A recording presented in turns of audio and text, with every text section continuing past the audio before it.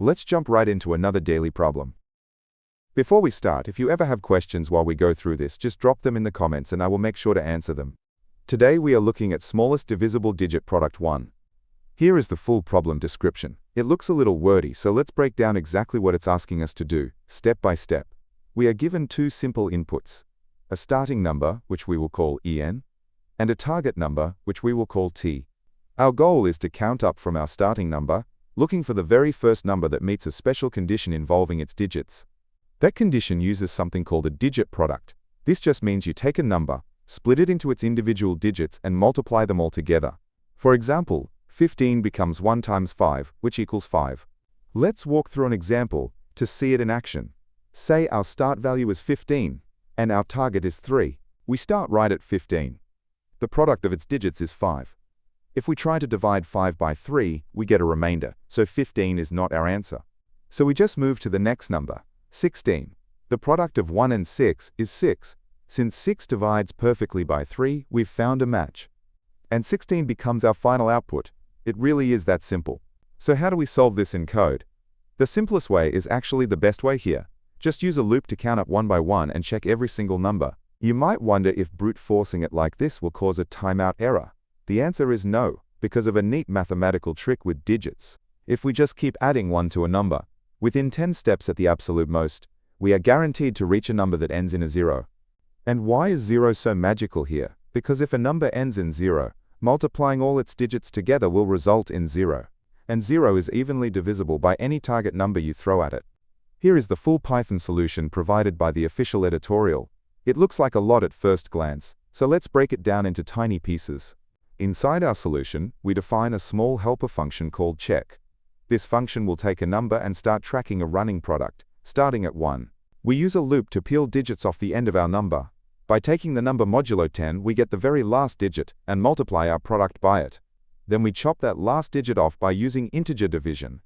Inside that loop, if our running product ever hits 0, we break out immediately. There is no point multiplying further, because anything times 0 is just 0. Once we have our total digit product, we just return true if it divides evenly by our target, meaning the remainder is 0. Down in our main function, we simply use a while loop.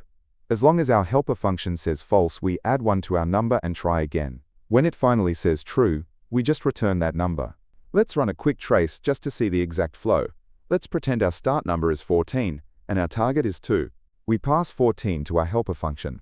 The digits are 1 and 4. The product is 4. Is 4 divisible by 2? Yes, it is. Since it's true on the very first try, the while loop never even increments, and it immediately spits out 14 as our answer. Let's check our complexity. The time complexity is big O of 10 times log n. We know the loop runs at most 10 times, and processing the digits takes logarithmic time relative to the number itself. The space complexity is big O of 1. We are just storing a couple of basic numbers, so it takes practically no extra memory to run. What about edge cases? What if our starting number is a single digit, like 2, and our target is 3? Our code handles it perfectly. The digit product of 2 is just 2, which fails. It increments to 3, whose digit product is 3, which perfectly divides by 3. So it just works. The big takeaway here is to always look for logical limits. Because we knew we would hit a 0 within 10 steps, we knew a simple brute force loop was actually incredibly efficient. Before we look at the other languages, I wanted to mention something. As you probably guessed, this channel is narrated by AI. I use this system to generate study guides the moment a daily problem drops. I recently updated the format to use these faster, shorter slides. Please let me know in the comments if this helps you learn better, and don't forget to drop any questions you have about the problem there too. As promised, let's look at the solutions for Java, C++, and JavaScript. You can pause the video here to look at them, or just copy the exact code directly from my website linked in the description. Here is the Java version. We use a true while loop and break out of it when we find our match. Next up, here is the exact same logic written in C++. And finally, the JavaScript solution, making sure to use math.floor to chop off the decimals when we divide.